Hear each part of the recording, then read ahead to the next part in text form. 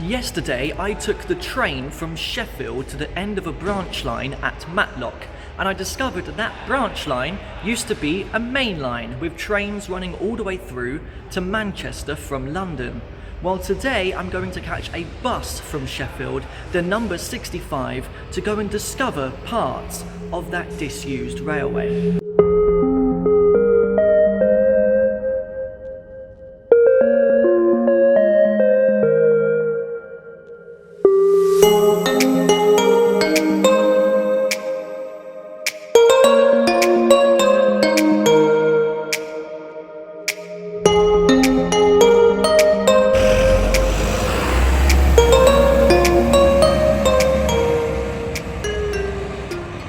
So bus route 65 is a long old service connecting Meadowhall and Sheffield with Buxton. It's a beautiful bus journey through the Peak District, taking about 1 hour and 20 minutes. So like how there's a railway branch to Matlock that still exists, there is still a branch to Buxton from Manchester, but there's a significant gap in the middle that is missing. And I've not gone straight to Buxton because part of the railways does still exist beyond it as part of a freight line. So I've come to a bus stop called Topley Pike because it's here where I can join the old railway. Right, let's see if I can get this right. It was the Manchester, Buxton, Matlock and Midland Junction Railway that opened this line as far as Matlock, where the trains still run to today, and Roseley in 1849. The connection through to Buxton, which we're exploring today, came in 1863, and the final connection through to Manchester came in 1867. Now, rival railway companies didn't want this line sharing the same track, so they had to take a slightly different route to Manchester. But this section closed as part of the Beeching Cuts in 1968. So far the River Wye has been following us as I've been weaving in and out of the freight line so far, but I think this is where I can start to head up and get on to the old railway, which has been turned into the Monsal Trail back in 1981, and I believe we'll even get some tunnels today, which is exciting, but I think they opened much later. I think about 30 years later you could walk through them. Very much looking forward to that. So already, as soon as you get on to the Monsal Trail, it just looks incredible. This is promising for the fact that we might get some really scenic views today. So it's not long when you get onto the Monsal Trail that you come across one of the disused stations along the line, Bakewell Mill Halt, which was in service from 1874 to 1966, purely just to serve some local railway workers' cottages nearby. It was even described at one time as Britain's smallest station. There was even a completely different disused station around here that had nothing to do with the old main line. It's on the freight line, which still exists, and for a period of a few weeks between July and September 1987, a special excursion train on summer Sundays only ran from Edale on the Hope Valley line, which runs out of Sheffield, to a stop called Cheadale Halt, purely just to provide people with a connection to get onto the Monsal Trail. That would be cool if that was still in service today. I could have used it to do this walk. And I've got my first railway tunnel of the day. Relatively short one. Russia Cutting Tunnel.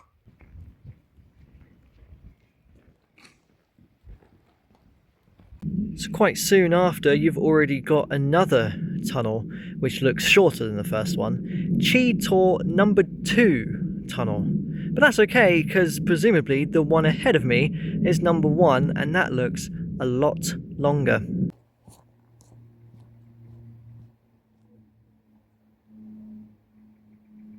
So this very much reminds me of when I explored Bath, because they have some old railway tunnels as well. And I dubbed that path as the best path I've ever taken on a walk. So you know how much I'm enjoying this stretch.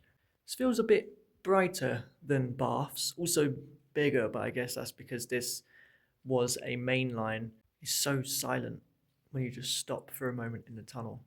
You can hear nothing. A couple of drops of water and that's it. So I explored Bath on Christmas Day, so there wasn't a whole lot of people wandering around. I don't think many people would take that path anyways because it was quite rural. Here, this is a popular walking route through the Peak District, but even right now, I do have the tunnel to myself. But there have been a fair few walkers and cyclists so far. This must all be original railway stones as well here in the tunnel.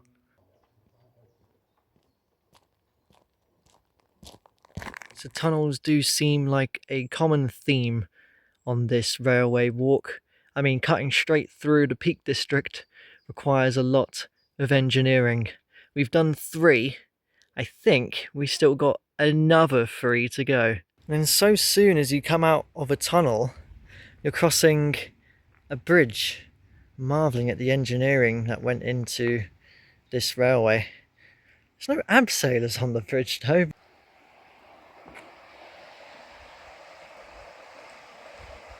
So this is a fantastic little discovery. There's an old lime kiln, East Buxton lime kiln, situated right beside the railway. This was in use until 1944. I'm sure they probably loaded up trains here. So brilliantly, you can actually come in and have a little look at the lime kiln. Oh, I don't think it goes in too far, but I can't not at least walk in. I think it's all blocked off. I mean, I can't really see. Turn your flashlight on, that would help see what's in these little cubby holes. I've now come across this, situated right beside the old railway. The design of it makes me think of a water tower, potentially for steam trains. There is a ladder. I feel like clambering up just to have a look. So I'm just perched precariously on the ladder. I didn't expect it to still be full of water, if that's what this was. Nature has definitely reclaimed this. Oh, I got another little cubby hole like at the lime kiln. Oh, it's dark again. Hang on, flashlight. Oh, I can see the other end. I mean, I would have expected that, considering it's not that long. So I finally made it up to the first proper disused station on the line, not the little halt that we looked at earlier, even though there was nothing to see. This was Miller's Dale, and its 2 platforms remain. But it is closed up there. It seems like they're doing some work. So there is a preserved goods shed here at Miller's Dale station. It has many historic railway features in, such as a luggage trolley. There's some old signs over there, even a semaphore signal. So Miller's Dale station has been quite nicely preserved. There's toilets and even a refreshment room.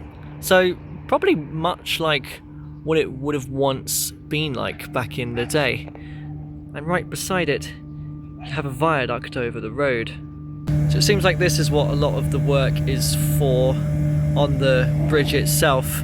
The bus I caught this morning, the 65, did actually pass right underneath this spot. Remember it going right alongside the River Wye there. This feels like such a quintessential Peak District walk that is also very simple to do. You're not having to go up and down valleys and over hills because you're on a railway. It's very flat. It just cuts straight through the landscape, offering fantastic views. It's also been nice because it's so rural. I've been completely cut off, so I've had no signal on my phone at all. I just got the words at the top, emergency calls only. It's been on there pretty much the whole time of the walk so far. So I've made it up to my 4th tunnel, Lytton Tunnel.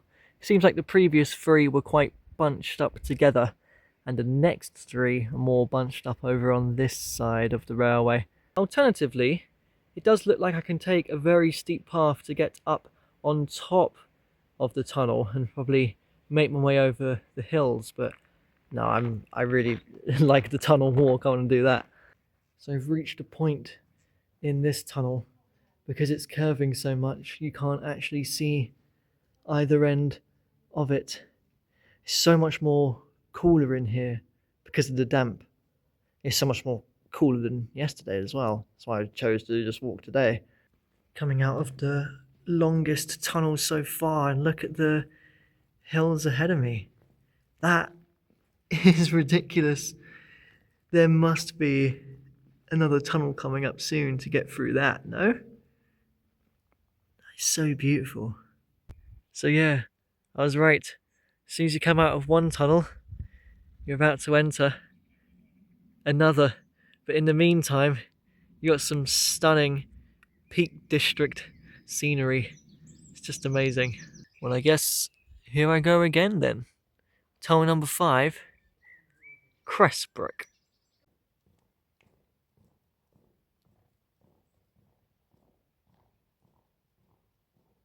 Well, them two tunnels were definitely the favourite ones. One more to go. I'm not sure how far down on the route it will be. Well, I finally made it up to the next station on the line from Millersdale.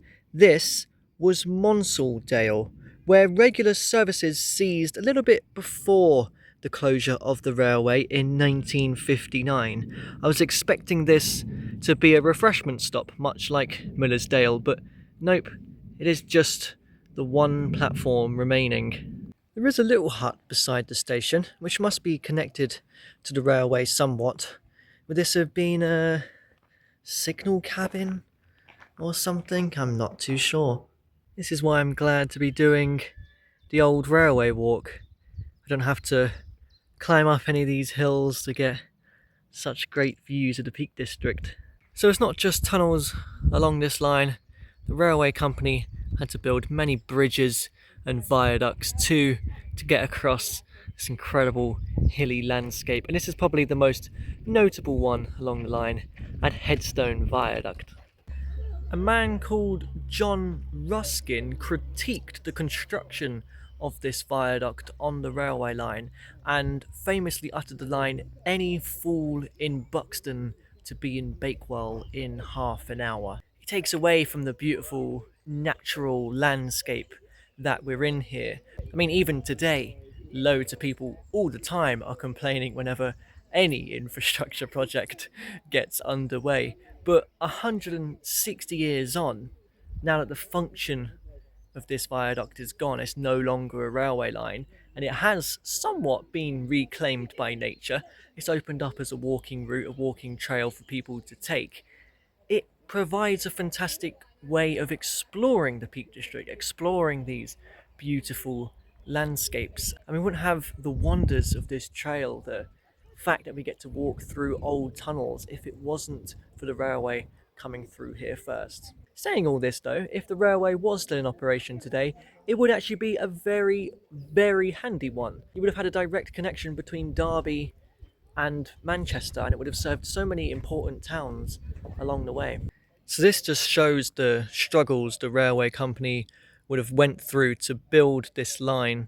Immediately, as soon as you come off of the viaduct, trains would have headed into a tunnel. That's how hilly this landscape is. I do believe Headstone Tunnel here will be our last one of the day. I do think Headstone Tunnel is just about the longest one of the day. None of these have been as long as Bath's. I think collectively even they might be just about shorter than Bath's one, but they have been epic to walk through. I've loved it.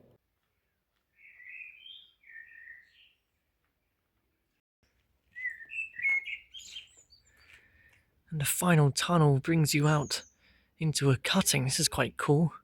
They've been so much fun to walk through. Is there any more railway tunnels apart from Peak District and Bath that are this much fun to walk through? Because I'd be down to do some more. So the tunnels might have run out, but not the stations. The next one opened as Longstone, was renamed to Great Longstone for Ashford in 1913 and closed in 1962 under the name of just Great Longstone. They actually continued to stop trains here after the closure so that a woman could get to work. There is a little recorded clip of that. I'll leave a link to it in the description below. It was titled "It Only Stops for Her."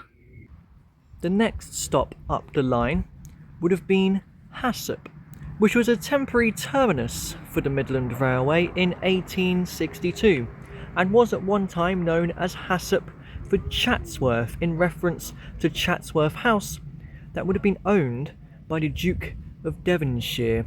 The station has since been turned into a little restaurant area, it seems.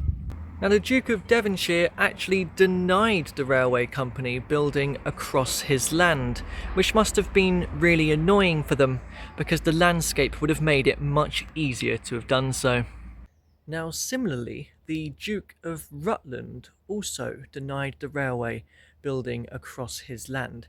That's one of the reasons why it took so long for it to be extended beyond Roseley. He eventually agreed under the condition that the line be built in the tunnel near to his property at Haddon Hall, a decision that unfortunately cost 5 workers their lives.